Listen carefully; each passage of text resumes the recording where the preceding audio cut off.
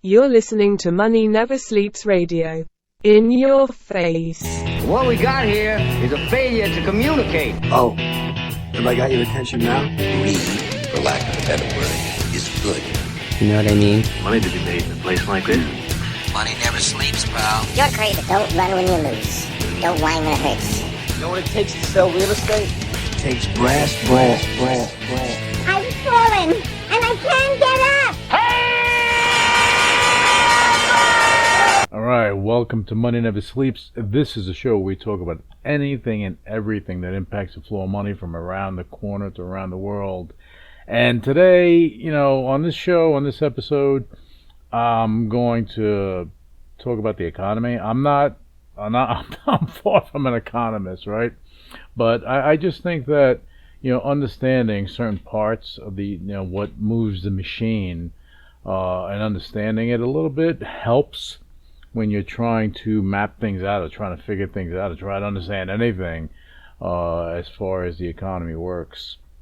One of the big pushers of the economy is credit. And that's the reality of it. This is why I've said so many times that the private credit markets, they're just going to expand because those private credit markets actually have an impact on how these companies function and how they can function. And there's a trickle down across the board.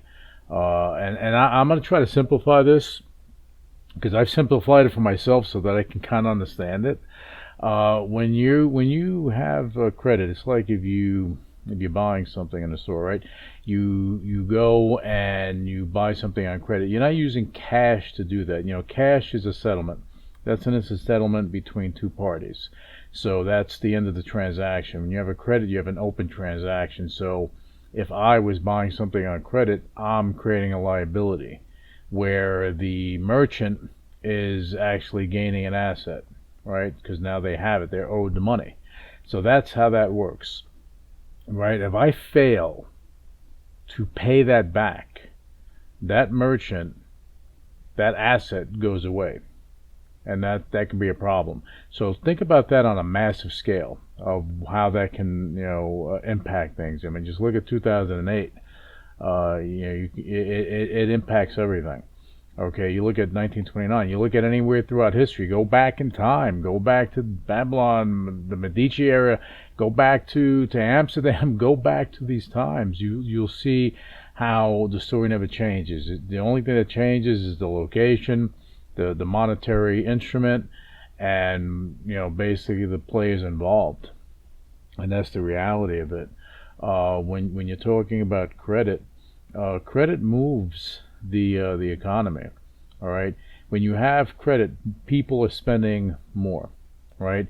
They are actually going and they're saying, okay, I don't have all this money to buy a car, buy a house, or buy something, but I can get credit to do so, and then I'll pay it back later, which means that at a future date, that individual, will wind up spending less so they can pay down the loan. All right, so there's a cycle involved here, and without that credit, that person wouldn't be able to buy that car, that house, or whatever that product is. Now, when someone is buying something, okay, someone else is gaining. All right, so you're spending, someone else is gaining. That's their income. And as they spend, it becomes income for another company, another group. And it goes, their employees and everything else. So if you are going and you're buying something, right, that merchant is getting money from you, right? If it's a cash settlement, it's cash. They're getting something from you. That becomes income for them. Now they're able to go and hire their employees and pay their employees, and their employees can take care of their families. They can go, and you have that social and economic impact where they'll go and they'll shop, and they have to buy food, clothes, school supplies for the kids, blah, blah, blah, gas, this, that, whatever, a rug for their room. Commerce continues. So this is a never-ending flow because every time you buy something, every time you spend somewhere, that's becoming somebody else's income. I spend, it becomes the other person's income, and then so on and so forth. Now, when the time comes that you're not spending, it becomes impactful on a massive degree. And I'm just going to go on one line, right? You stop spending, well, you're spending, the merchant is getting income, and they're able to handle their obligations. You stop spending, the merchant is not getting income, they can't handle their obligations, they can't pay their employees, they can't hire more people, and that becomes impactful. These people can lose their jobs. Now they lose their jobs, what happens? They're not shopping in those areas, they're not buying homes, buying cars, buying a TV set, buying the school supplies, not buying those extra things that normally they would buy. They're not doing it because they can't. They can't afford it. So it becomes a big thing. This is why credit's so important. It allows someone to spend something that they don't have. Now, is it abused? No question is abused. That's why you have default all the time. But without that credit, the world would stop. It would stop. Because how are you moving things around? It's a little difficult. All right, this is why, over time, credit became the power when it comes to growth. It became a main catalyst. Okay, you probably have or have not heard the term that sometimes, debt can be a strength to a company. Right? Now, if a company has debt and they owe, they basically are they're getting some credit for something. It becomes their debt, their obligation becomes their liability. So they're able to go and do things within their company, right? To go function and hire people and do all that other fun stuff. But anyway, so if you go and you take that and you look at that on a larger scale, you can see how this can be impactful, not only for individuals, but for businesses, for countries. For countries. When a country defaults, what happens? Their currency gets devaluated, a whole bunch of bad things happen. This is why a creditor, especially on a big scale, if you have a company that borrowed, $100 million to do XYZ, and they can't pay them back, the creditor does not want to write that off and take the loss because that's an asset on their books. They remove that, they have no more asset. And their company gets reduced by $100 million, and that's bad. So they'll wind up going and they'll restructure the loan, have a longer payout period, and all this other stuff that they'll do to keep that loan alive. As long as the loan's alive, the company doesn't really want to default, but they can't afford it. So it gets worked out. Same thing works out with the IMF when they're going and they're lending money to a country. And that's a whole completely different story because it's the things that happen there. But they'll go lend money to a country, to a developing nation. They'll go do that. If they can't pay it, it has to get restructured. It has to, because you can't default. All right, now, if you're talking about it on a country level, I'm sure that there's certain things in place that, they have some guarantees, with things, mining and other natural resources and whatever else is going on there. But that's a bigger story, right? I just want to, stick to what I was originally speaking about as far as, the economy and credit and how that helps. Because without the credit, if you're getting, I'm going to give you just an arbitrary number. Let's say you're making $100 a week, right? But you want to go buy something. Maybe your bills are equate to $50 a week. If you're in New York, you're in debt already. So, but we'll just go with $50 a week, and you want to go buy something that costs $100. You don't have the money, right? You're going to have it in the future because you have a job, you're getting income and everything. But what do? Well, you get a credit card, you go to get a store credit, whatever you're going to do, you go and you get credit to go buy this thing. Now you have it. Now you're happy. Now you're paying it out. The credit card company, they'll get a high interest rate, but they'll get their money back. And then this is how the cycle goes. Now, if you didn't have the ability to go and borrow to buy that thing probably wouldn't be sold, maybe to someone, but maybe not, right? And then it goes down to the thing that the merchant is not is not getting the income. It's not trickling down to their employees. It's not trickling down to wherever the employees live, and it impacts the government and everything else, and it becomes problematic. You know, you have the government when they're trying to keep things in place, they'll raise interest rates, right?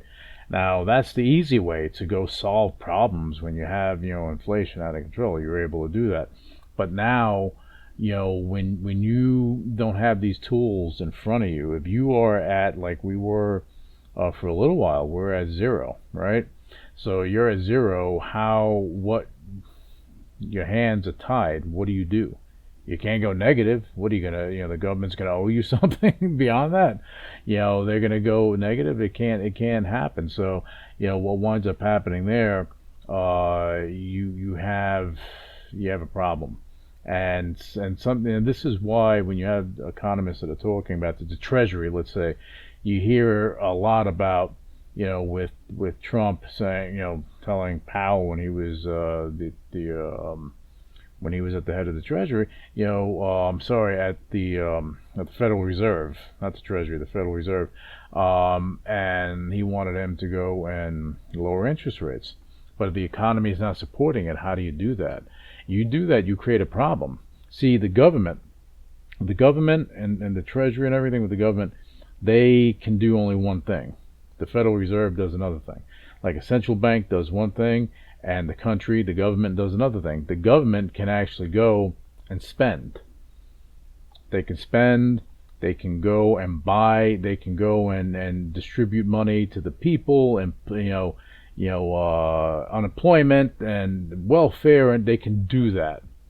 But the one thing they can't do, they cannot issue money. That's the job that only a central bank can do. Come the Federal Reserve. Now, if the Federal Reserve, if they see a problem like they did in 08, they can go issue more money to go and resolve a problem. But at that point, they had interest rates at zero, so if things didn't turn the other way, it would have been an issue. But bear in mind, when that was happening and they had interest rates at zero, the banks were making money hand over fist. Reason being is that they're getting the money at zero. They're borrowing as much as they can because they're lending it to you at 3, 4, 5%. They got money for nothing. And they made off their consumers because the Federal Reserve said, do it, make it happen, stimulate the economy, and there you go. And it worked.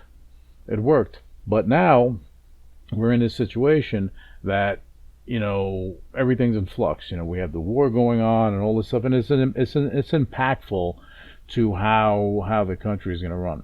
Now, I'm going way, way off the mark here, but it does fit into this whole conversation with the economy. I'm putting this in simple form, but it's a little more complex. But at the end of the day, if you have a government that's spending too much and a central bank that's not going to issue enough to cover that, then you go into default. And the United States does not go into default. Other countries have. But the U.S., you have too many things pegged to the U.S. dollar for that to transpire. And this is one of the reasons why we came up with the gold standard. The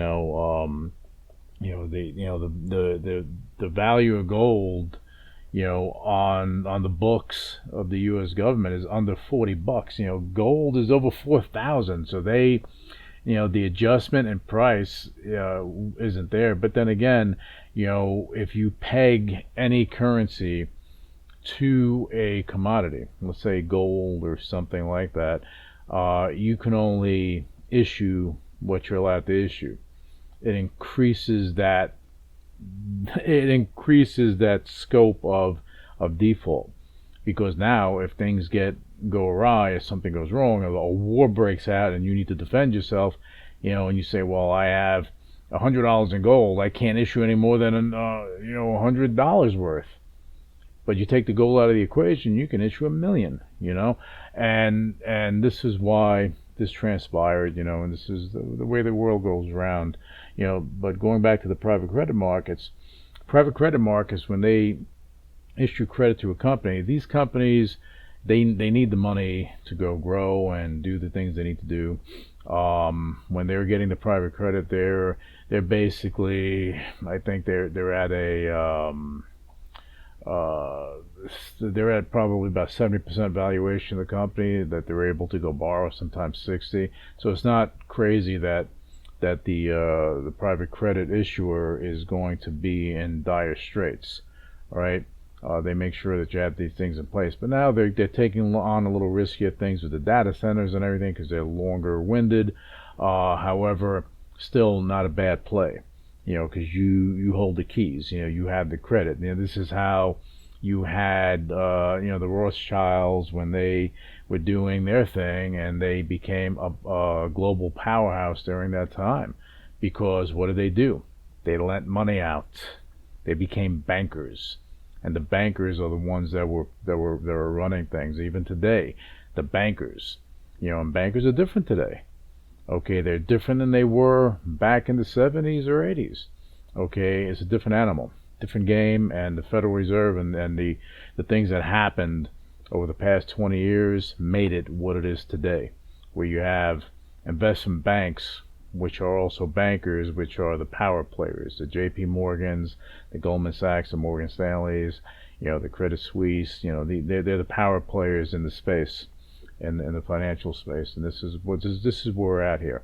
But the private credit players, they're necessary for these companies that aren't getting the loans from the banks that they need, because these are special situations they're involved with, so they have to actually depend on alternative means, and alternative means are private credit markets. So they're able to go and do that, and that helps stimulate that company, because now that company can go and make an acquisition, or they can go expand their business, hire more people, and you see how the cycle goes. Hire more people, you have that social and economic impact, and it goes on, and this is all a positive thing.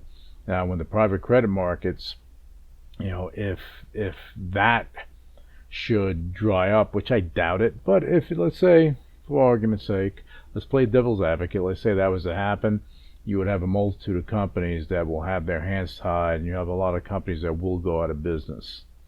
So the private credit markets are a necessary evil. They're a profitable platform for Goldman Sachs, BlackRock, Blackstone, this, that, all these firms, because of look, let them make their money, right?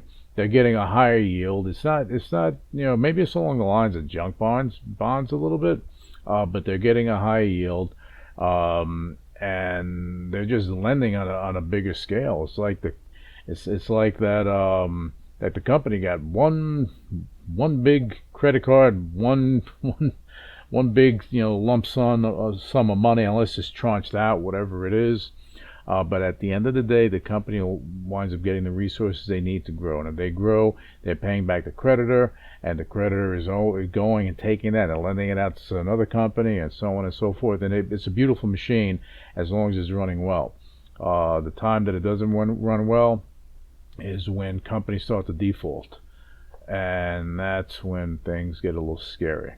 And I hope that we don't get there. The war in Iran and the resources that are happening there, I hope that this is not going to be a long-winded situation and things just simmer down very quickly, because this is when things are going to go awry. You're going to have gas prices going through the roof. You're going to have everything, food, everything's going to increase. You're going to have inflation up the kazoo. The income that people are getting are not going to be in line with that, and then you got the federal government that's going to have to do something, and the Federal Reserve that's going to have to do something. All right, and then the cycle begins again, and this is how you evade a depression. You can have a recession, you recede a little bit, then you bounce back, but you go into a depression. That's not months, that's years. Okay, so hopefully things work out for the better there, so that we don't have that issue. But anyway, I want to take this show and just go over that a little bit. It was just on my mind, and I apologize if it wasn't what you wanted to hear on the show today. on this episode anyway, but I wanted to touch on that because I do think, as anyone that is an investor or anyone that's in the markets, you have to understand how these things operate, because it may help you in making a decision. If you see that, the private credit markets are tightening up and things are happening like that, you may not want to invest in a retail company because they, or if credit starts tightening up in general, you may want to look at these things because it'll help you to assess things a little better. All right, but that's my view on it. Again, not investment advice, just information that I think could be helpful. Okay, if it wasn't, I apologize for wasting your time, but I think that it can be insightful. Something to look into, something to further your knowledge base. Again, I'm not an economist, but I do have an understanding of how the credit markets work and how all this stuff does operate to make a well-oiled machine. Because at the end of the day, if you have a company that has no access to credit, that means that if they're making clothes and everything, they need credit to go get the material and shipping and everything else. If they don't have access to this, chances are they're going to start laying off, and they can go out of business because you need the credit. You need the credit. You need the credit in order to do these things. This is why the private credit players are important. People call them vultures. People call them everything. The point of the matter is they're a necessary evil. It's a business. You can say the same thing about credit card companies. American Express, Capital One, everything else. They make a lot of money off of the individuals on a smaller level, right? So the private credit markets aren't as bad as that, believe it or not. Because if they're getting, they have loans out there 7, 8, 9%. That's a lot different than 27 or 30 or 35%. I mean, that's borderline usury. That's a story for another day. Anyway, I want to thank you guys for tolerating, this rant on private credit and credit markets and all this other stuff that I was talking about. And I hope I didn't confuse you. But again, something I thought that was worth speaking about for me to do 2 shows today. Anyway, thank you very much for tuning in, and we'll be back with you for another episode of Money Never Sleeps. Initiating shutdown sequence. You're listening to UCW Radio. In your face. What is your major malfunction? So let it be written. So let it be done. Ladies and gentlemen, my mother thanks you, my father thanks you, my sister thanks you, and I thank you. The views and opinions expressed on Money Never Sleeps Radio are for informational purposes only and should not be construed as financial advice. The host Louis Velazquez and guests of Money Never Sleeps Radio are not licensed financial advisors, and any investment decisions made based on information presented in this podcast are at the listener's own risk. Listeners are encouraged to consult with a qualified financial advisor or investment professional before making any investment decisions. The podcast hosts and guests do not endorse or recommend any specific investment strategies or products. All investments involve risk, and past performance is not indicative of future results.